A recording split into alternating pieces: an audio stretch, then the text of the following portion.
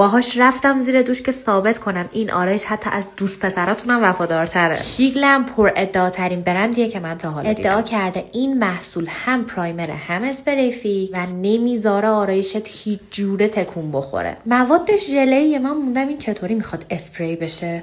گفته در برابر تعریق گرما هر چیزی که تو فکرشو بکنی حسابی مقاومه. خدای آرایشم هم خیلی خوشگل فیکس کرد. و اما لحظه واقعیت واقعا پس نداد. ببین یعنی از قیافه من معلومه که فکر نمی‌کردم یه ذره‌ام رو دستمال نیاد. خلاصه گفتم این که دستمال بود، حالا بذار با اسپری آب تستش کنم ببینم چه جوریه. دیدم نه بابا، انگار اسپری فیکس داره میگه داداش من این آرایشو ول نمی‌کنم. به عنوان تیر خلاص گفتم فقط باید با این آرایشه برم حموم. همونطور که می‌بینین این اسپری فیکس حتی دوش حمومم شکست داد.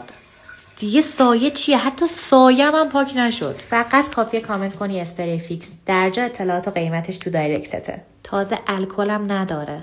اینجا ما هر روز کلی ترند آرایشی بهداشتی رو با هم دیگه تست میکنیم. اگه علاقه داری فالو یادت نره.